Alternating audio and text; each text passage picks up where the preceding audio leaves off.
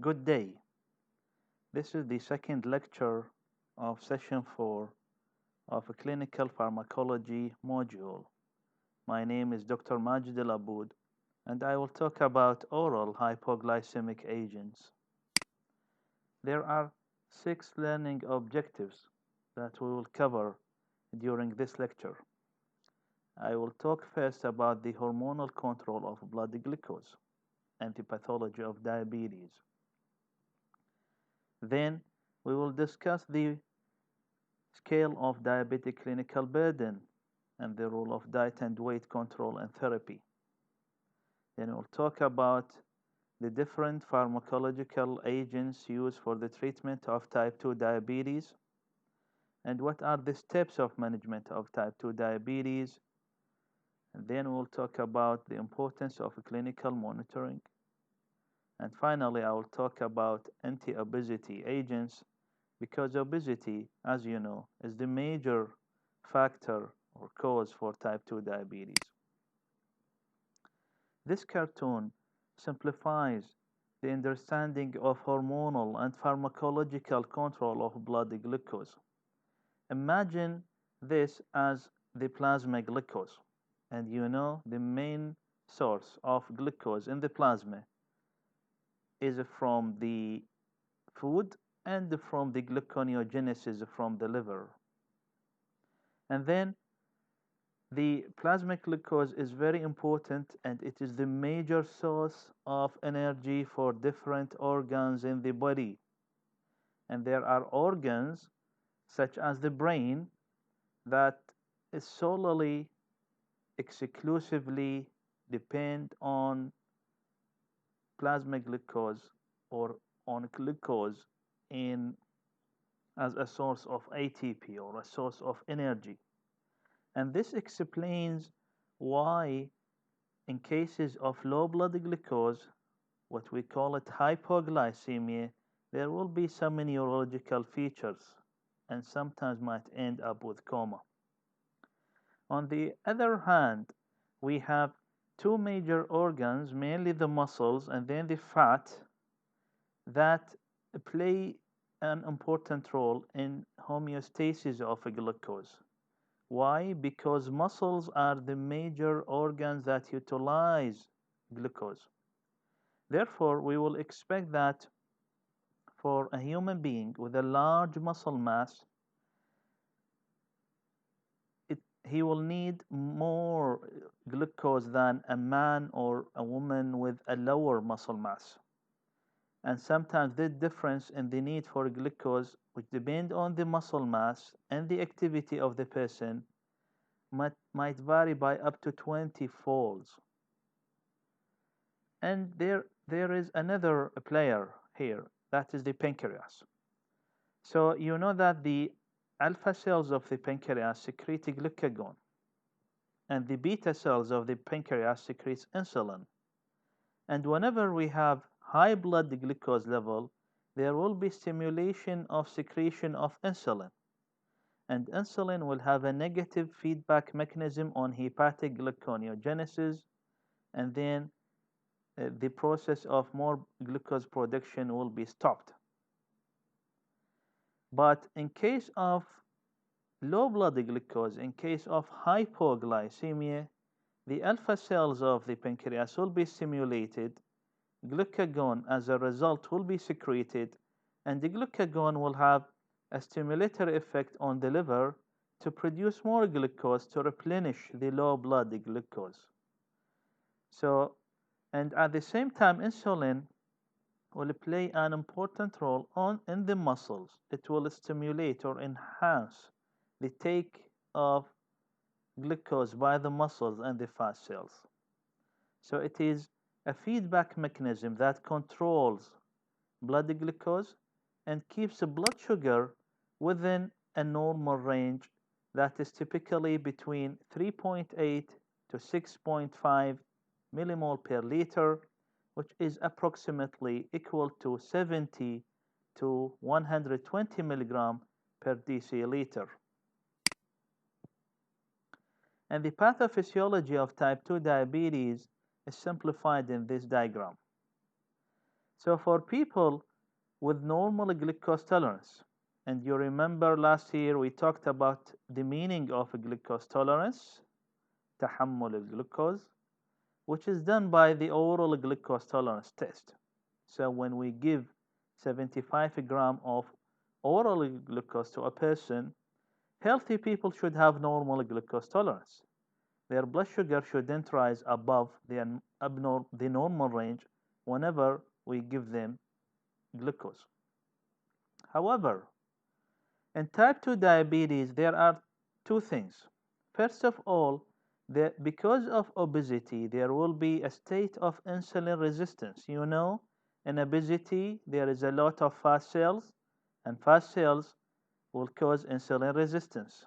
In addition to that, there will be some sort of beta cell defect, the cells that are responsible for production or release of insulin. These two factors will convert a person from a normal glucose tolerance into impaired glucose tolerance. And in this stage, the blood glucose will be above the normal range, but still not to the degree of diabetes.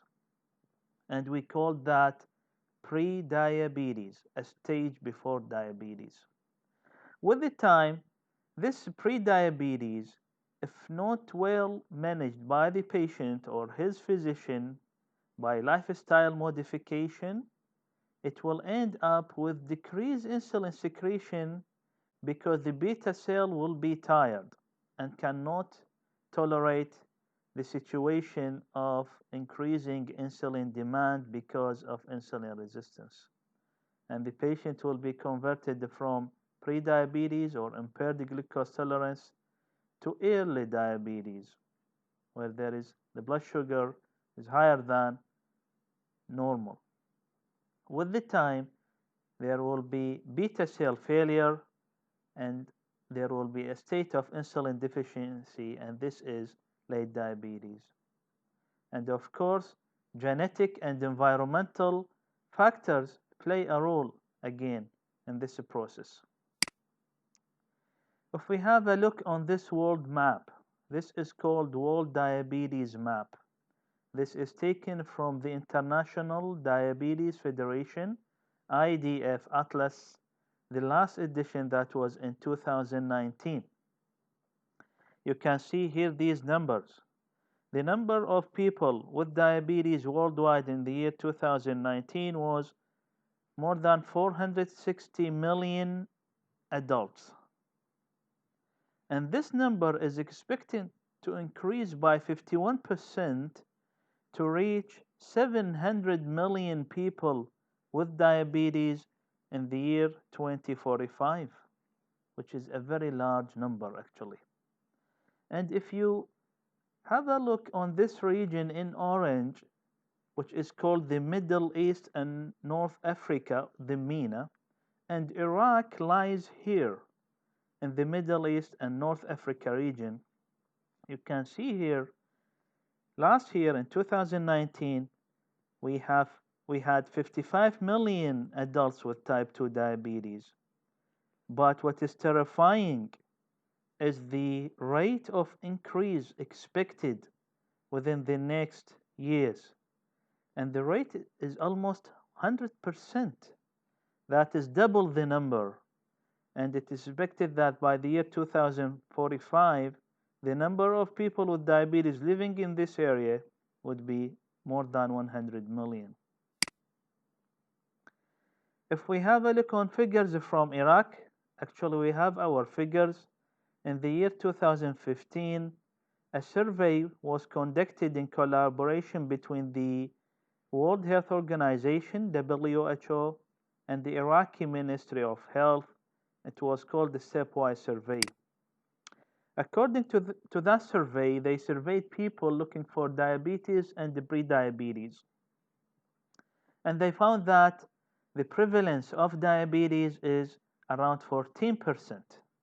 So around 14% of adult Iraqis have diabetes, which is equal to around 2.5 million people. In addition, they found that around 1.5 million people or 8% have prediabetes, which is the stage before diabetes.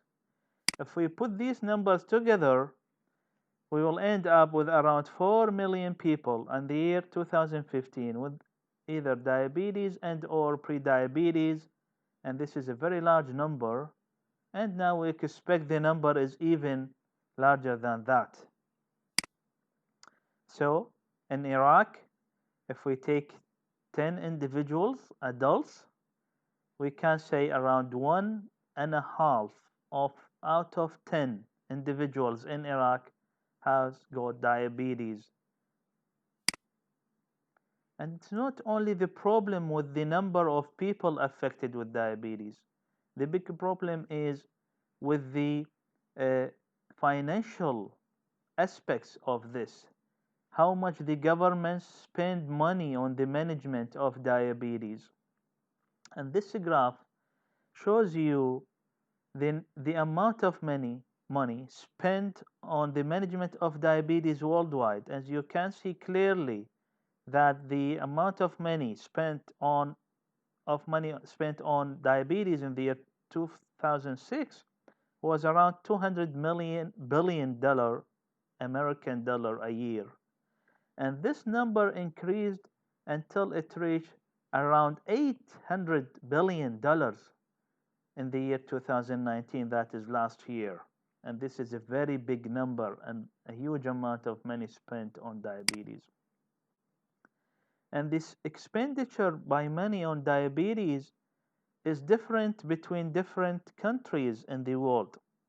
As you can see here, in Iraq, the amount spent by the government for the management of people with diabetes is between 200 million and $1 billion. And this map shows the amount spent by each country on each individual per year. So approximately in Iraq, the government spent about $500 to $1,000 per year per each individual with type 2 diabetes, which means each single patient with type 2 diabetes will cost the country $1,000 per year.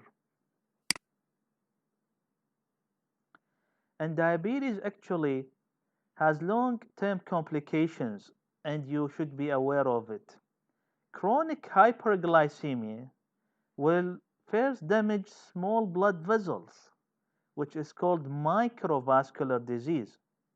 And this include diabetic peripheral neuropathy, defect in the nerves, diabetic nephropathy, problems with the kidneys, and diabetic retinopathy, which is the major cause of blindness worldwide. Diabetes will affect the retina. On the other hand, chronic hyperglycemia will result in damage to medium and large blood vessels as well, and we call it macrovascular disease. And specifically, it will affect the coronary artery disease of the heart and will result in myocardial infarction and ischemic heart disease, which is the major killer actually all over the world. And it will affect the cerebrovascular blood vessels, causing stroke in the brain, and will affect the peripheral vascular disease, resulting in peripheral vascular disease. It will affect the blood vessels of the legs, and this is the major cause of amputation worldwide. And diabetes is the most common cause of heart disease. And heart disease is the most common cause of death among people with diabetes. According to these data from the United States, they found that people with diabetes have 2 to 3-fold increased risk for heart disease. They have 30% chance of coronary stents, that is the stent we put in the coronary artery to open that occluded artery, shabaka. And people with type 2 diabetes have around 280,000 heart attacks every year. that is myocardial infarction. And they have 2 to 4 higher heart disease morbidity and mortality rates compared to non-diabetic people. And they have 60% chance of dying from heart disease. And this graph shows you the famous Edition Europe trial. So in this trial, they followed up patients with diabetes for 10 years and divided them into 4 major groups, and they followed up these people and they measured the percentage, the cumulative incidence of cardiovascular disease, as you can see here in the y-axis. So on the x-axis are the years, and on the y-axis is the incidence of cardiovascular disease.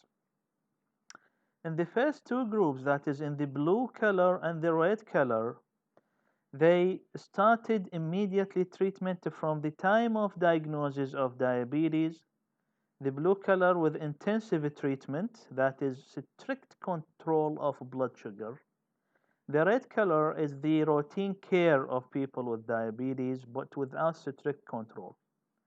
And these 2 groups gave similar result. They have a lower incidence of cardiovascular disease compared with the 2 other groups.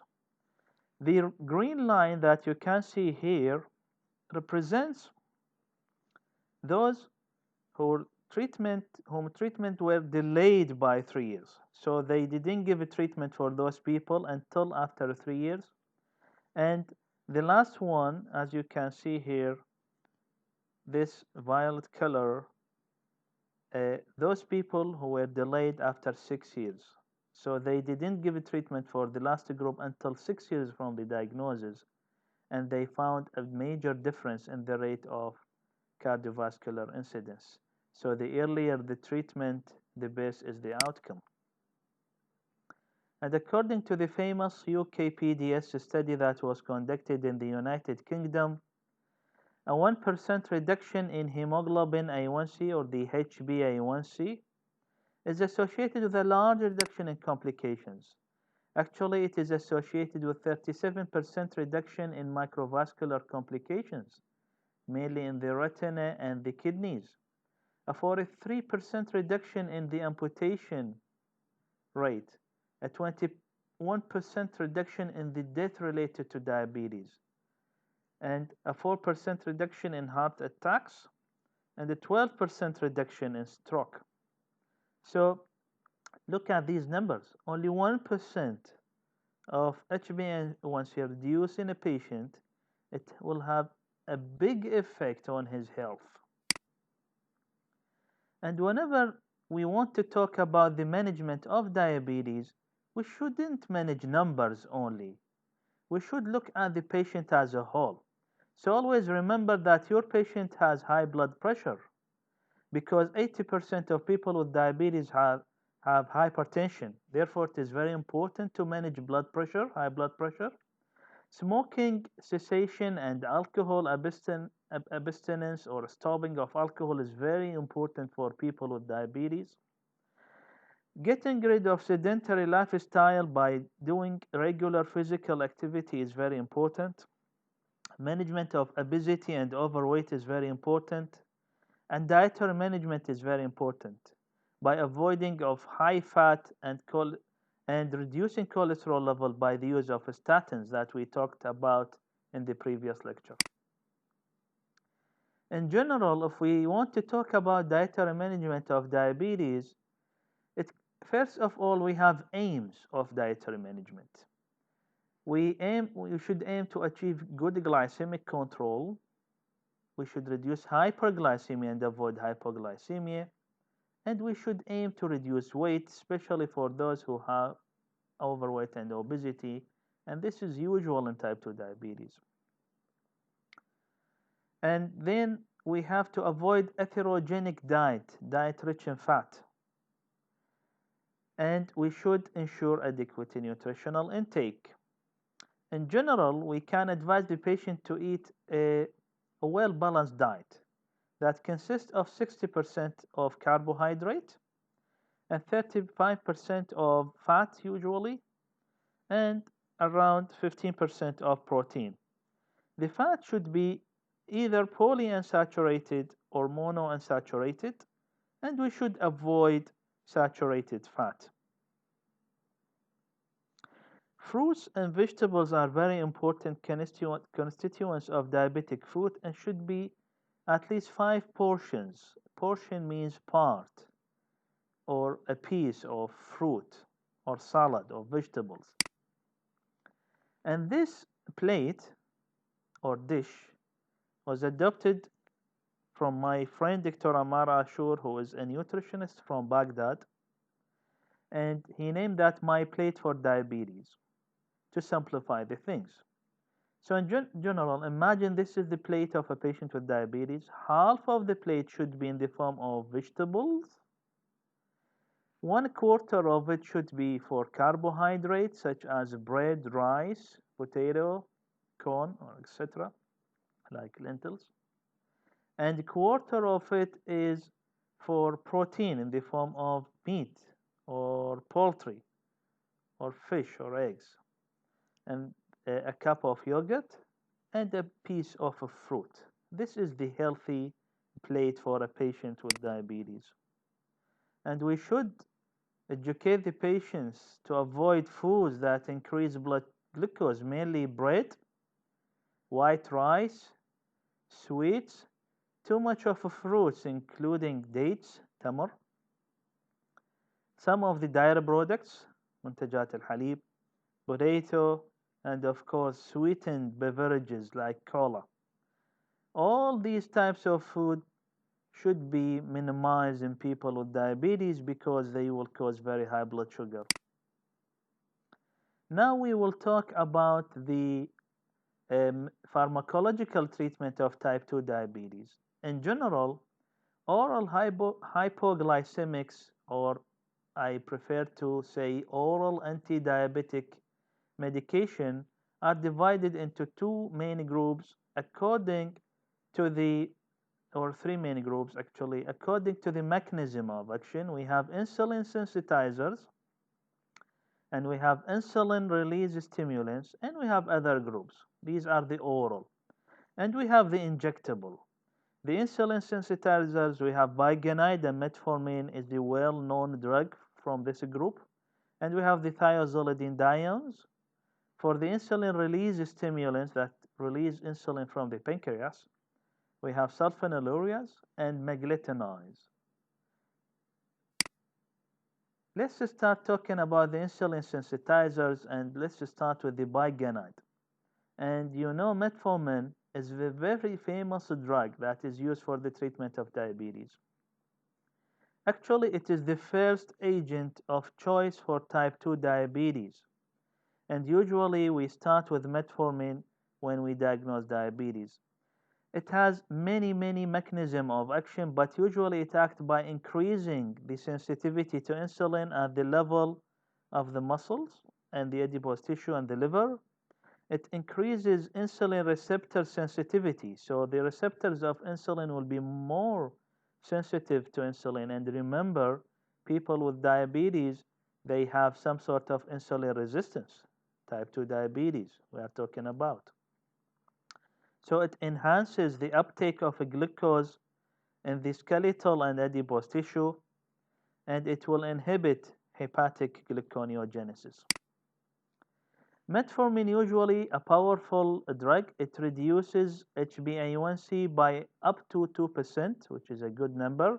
And remember the benefit that we will get from reduction of HbA1c. And a very important thing, it does not induce hypoglycemia.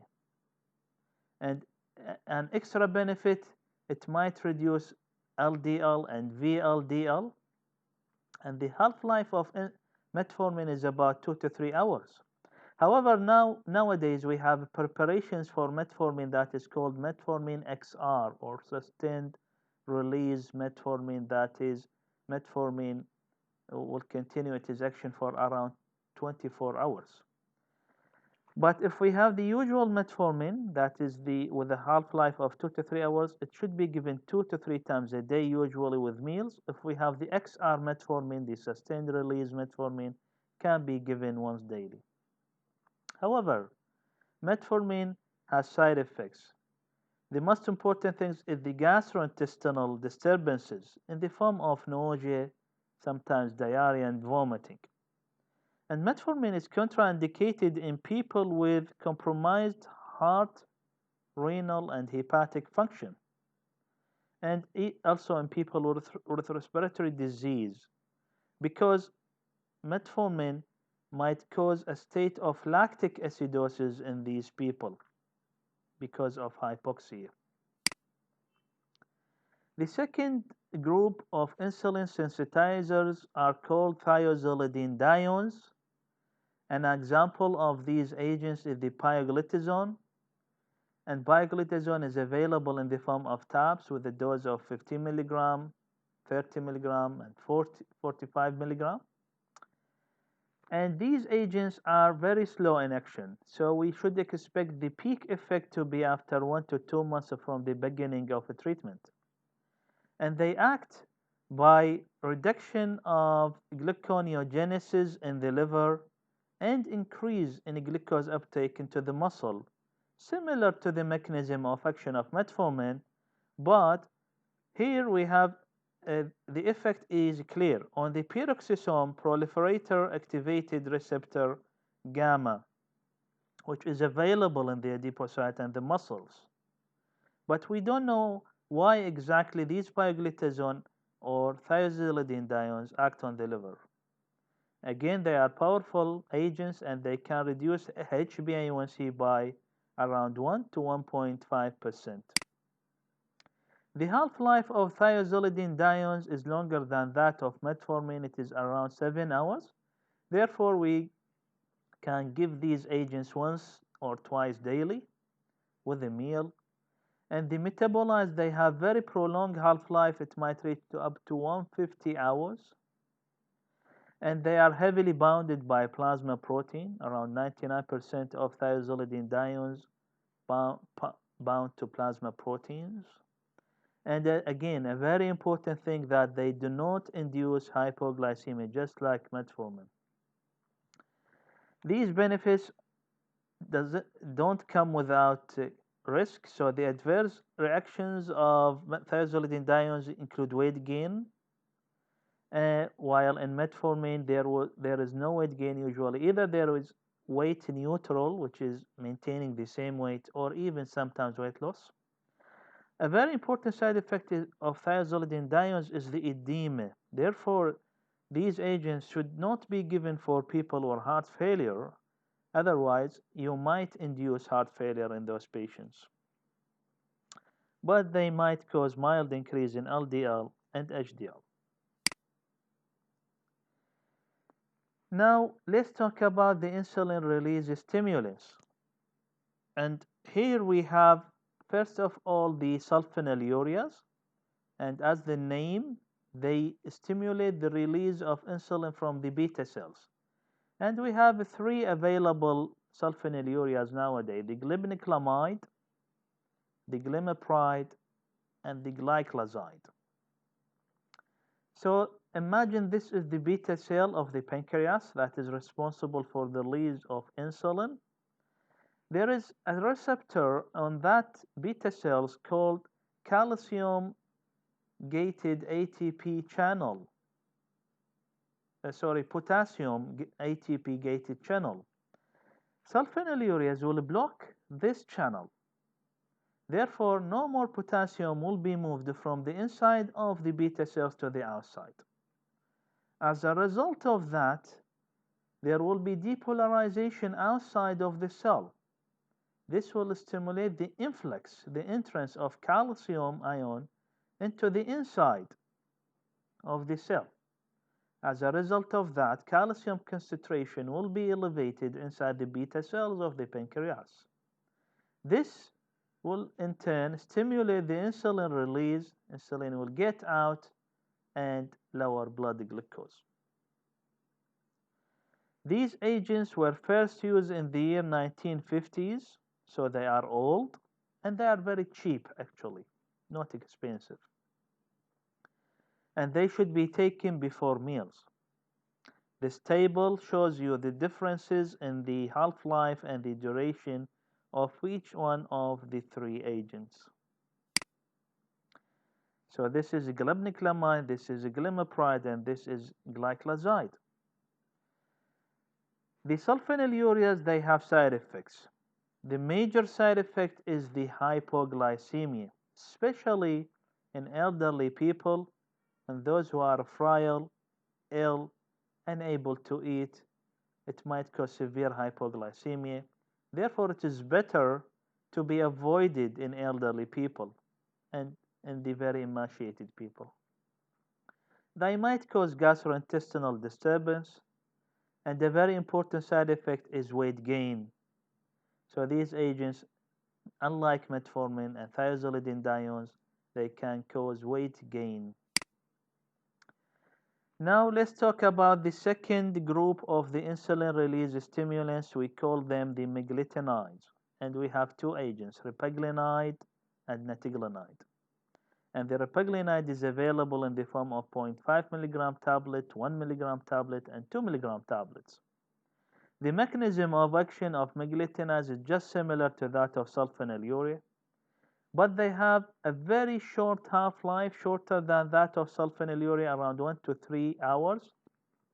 Therefore, they are very useful for what is called postprandial hyperglycemia, that is a high blood sugar after the meal.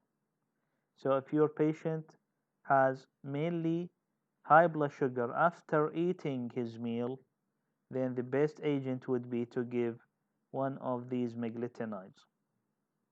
Therefore, we give them before meals, and they reduce HbA1c by around 1%. The major adverse events include hypoglycemia. However, the risk of hypoglycemia is lower than that of the sulfonylureas because of the short half-life. A very important thing that they don't cause weight gain because of the short half-life. Now we will shift the topic from the two groups into another groups of oral hypoglycemics. A relatively recent family of drugs, we call them dipeptidyl peptidase 4 inhibitors, or we can say DPP4 inhibitors. And this includes sitagliptin, saxagliptin, vildagliptin, and linagliptin. And as the name implies, they inhibit the enzyme DPP4. So what is the enzyme DPP4? We have substances called incretins. This include glucagon-like peptide 1 and the gastric inhibitory polypeptide. These like hormones. Their mechanism of action mainly to stimulate insulin release and inhibit glucagon release. Therefore, they will lower blood glucose as a result of this. These incretins are degraded or broken down by an enzyme called DPP4. This is the enzyme that we are talking about. So this enzyme inactivates the incretins. Therefore, if we give DPP4 inhibitors one of these drugs, it will block this enzyme, so the incretins will stay in the blood for a longer period of time, and we will end up with a lowering of blood glucose. They have a long half-life, therefore it is given once or twice daily. They are generally safe. Usually there are no major side effects, and a very important thing, they don't cause weight gain. And we have another group of drugs called alpha-glucosidase inhibitors. And the example of these agents is the acarbose. So these drugs act on the enzyme alpha-glucosidase. And you know this enzyme is present in the small intestine, and it is responsible for carbohydrate absorption. Therefore, when we give a carbose, it will inhibit this enzyme and will delay carbohydrate absorption. Usually, uh, it is available in the form of 25 and 50 and 100 milligram tablets, and they decrease blood glucose, HbA1c by 1%. And because they inhibit the absorption of carbohydrate, so more sugar will stay in the colon and will be fermented by bacteria. Therefore, we should expect the side effect to be flatulence, gases in the abdomen, and sometimes diarrhea and abdominal pain. A very recent family of drugs that are very promising drugs for the treatment of high blood sugar, which is not mentioned in your workbook, is the sodium glucose cotransporter 2 inhibitors. We call them SGLT2 inhibitors, which is an abbreviation of this. And the SGLT2 inhibitors act on the kidneys actually. So imagine this on your left side, a normal renal function in a person who is healthy without diabetes. So glucose will be filtered through the kidneys and pass through the tubules of the kidneys, and 90% of the filtered glucose will be absorbed by the SGLT2 receptors. So these receptors are important for active reabsorption of 90% of the filtered glucose. And the remaining 10% will be reabsorbed by the SGLT1. Therefore, in a healthy person, there should be no glucose in urine, okay, because of these receptors. While in patients with type 2 diabetes, imagine these white spheres are the glucose particles. So the patient has very high blood sugar. Therefore, a lot of sugar will be filtered through the kidney. If we don't give SGLT2 inhibitors, this receptor will act by reabsorption of the glucose into the blood again. But if we block these receptors by SGLT2 inhibitors, the glucose will not be reabsorbed and will be excreted in the urine. So these agents, the SGLT2 inhibitors, will make the patient pass glucose in his urine or pee sugar. And we have three agents of this class: the empagliflozin, canagliflozin, and dapagliflozin. And they have a big benefit for the patients actually. They reduce weight because they will make the patient lose calories through glucose passing out into their urine. They will reduce heart failure hospitalization because they will act like a diuretic, as you can imagine from their mechanism of action. Because with each particle of glucose passed into the urine, there will be accompanying particle of water. Therefore, they will reduce blood pressure because they will reduce edema and reduce weight. However, the adverse effects that are expected from these agents include genital tract infection because more glucose will be excreted in urine. Therefore, this is a good media for bacteria and fungal infection. And they might cause what is called eoglycemic diabetic ketoacidosis. And from the name, EO in English means normal. So the patient will have normal blood sugar with diabetic ketoacidosis. You should differentiate that from DKA seen in people with type 2 diabetes. They have hyperglycemic DKA. But here we have eoglycemic DKA. Lastly, I will talk about the injectable non-insulin treatment of diabetes. And these are the glucagon-like peptide, which is abbreviated as GLP-1. And we talked about the GLP-1, remember, in the previous slides. And these are agonists for the receptor of the glucagon-like peptide.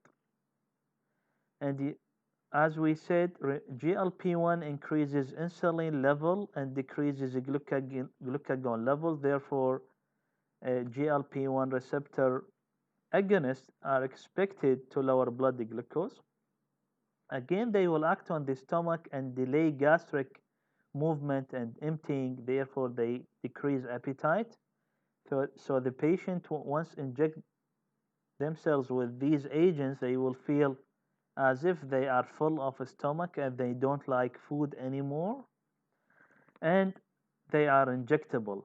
They are available in the form of pen. An example of these agents is this pen, the liraglutide, which is given daily injection in the subcutaneous tissue. And we have this dulaglutide, which is given every week, one injection per week. The benefit of glucagon-like peptide receptor agonists include: first, they reduce weight because they delay gastric emptying and reduce appetite, and they reduce cardiovascular event and cardiovascular disease, which is very important. However, the side effects include GI, gastrointestinal side effects, mainly nausea and vomiting, and they might cause pancreatitis, but it is very rare. This cartoon simplify the mechanism of action of different uh, anti-diabetic medication. So metformin, it acts on food intake, so it might cause some sort of nausea in some patients, and it will act on glucose absorption. It might inhibit the glucose absorption from the intestine, and it will act on the liver by inhibition of gluconeogenesis, and also it will act on the muscles by increasing the sensitivity to insulin. Acarbose, alpha-glucosidase inhibitor, inhibit glucose absorption by the intestine. Sulfonylurea will act on the pancreas, will stimulate the release of insulin. Glucagon-like peptide 1 also will act on the pancreas. Thiazolidine diones usually are insulin sensitizers. They will increase the uptake of glucose by the muscles and fat. Again, this cartoon or figure shows the different mechanisms of the different agents that we talked about. Now, let's talk about how would we manage people with diabetes. So when we diagnose a patient with diabetes, we should start with lifestyle therapy. And lifestyle means physical activity, exercise, and diet with the aim of reducing body weight. And we give usually metformin. And then we should follow the patient after 3 months by doing hemoglobin HbA1c. If the hemoglobin HbA1c is still above the target, then we should add another agent, any one of the other agents. So now we have dual therapy, 2 treatments. And then after 3 months, if still the HbA1c is above the target, we can add a third agent that is called the triple therapy. Or we may add insulin. Therefore, the monitoring is very important. Both self-monitoring and our monitoring, we as a doctors for the patient, is very important. First of all, the regime with non-insulin therapies is frequently determined by dietary habit, and we should ask the patient that to modify his diet according to his blood sugar. And there is no need to frequently monitor blood sugar by the glucometer, the finger prick test, especially those on oral hypoglycemic, not on insulin.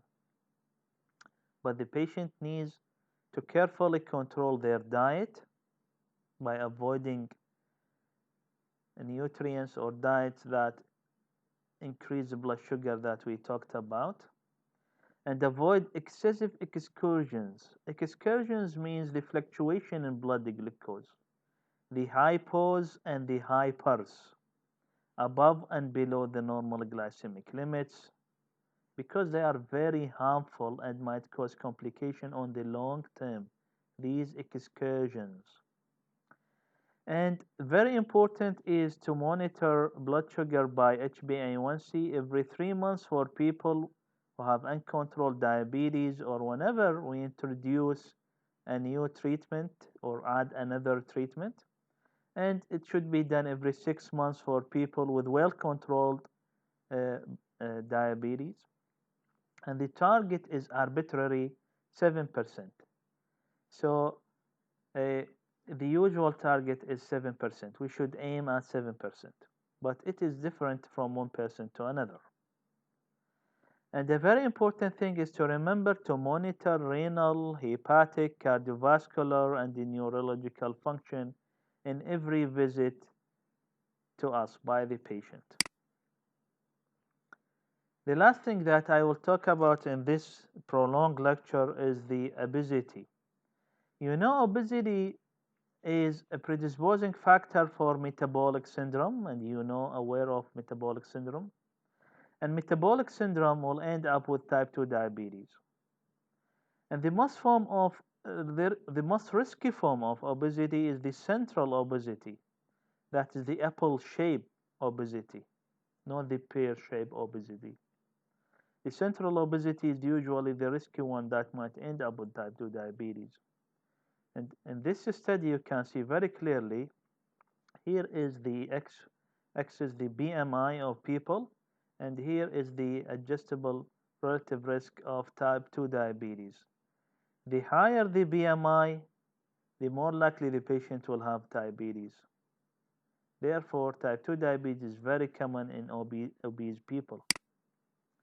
And obesity is a risk factor for a number of disease states, not only type 2 diabetes. It is a risk factor for cardiovascular disease, a risk factor for gastric reflux disease, what is called GERD, a risk factor for sleep apnea syndrome. People are dyspneic at night and they are snoring. A risk factor for cognitive and mood disorders, namely depression. Obesity can cause depression. Is a risk factor for cancer, specifically breast cancer in females and colon cancer in both genders. Is a risk factor for deep venous thrombosis, DVT. And of course, it is a risk factor for osteoarthritis and joint problems. And obesity is very common, unfortunately, in our region. If we have a look on this data, we can see that 3 or 4 of our neighbors in the Gulf area, namely Kuwait, Bahrain, Saudi Arabia, and United Arab Emirates, that is not shown in this graph, they have the higher prevalence of obesity worldwide.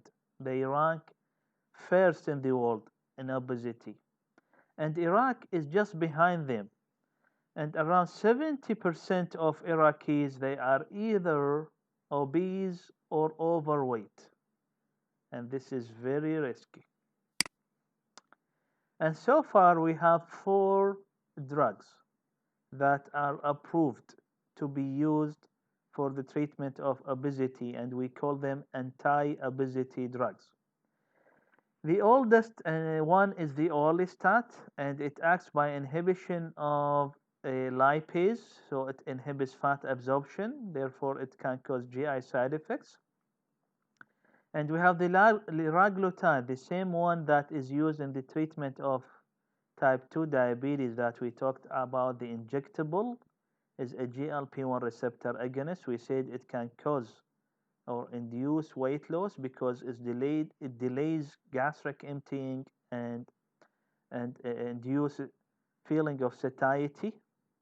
And we have combination of naltrexone, paprobian, and we have combination of phentermine and topiramate. In this lecture, I will talk only about orlistat, and this will be the very last slide of my presentation. Orlistat is a gastric and pancreatic lipase inhibitor. Therefore, It acts by inhibiting the absorption of lipid from the intestine into the blood. And this orlistat reduces in up to 30% the dietary fat conversion to fatty acids and the glycerol. And it is expected that the use of orlistat will result in weight reduction by 3 to 10% of the total body weight, which is a good amount actually. However, the adverse drug reactions of orlistat are not uncommon, and because of its mechanism of action, it can cause soft fatty stools, which is called steatorrhea. It might cause even fecal incontinence. The patient will lose the control on their defecation and they might defecate on themselves. And definitely, it might cause fast soluble vitamins deficiency, such as vitamin A, E, D, and K. And thank you.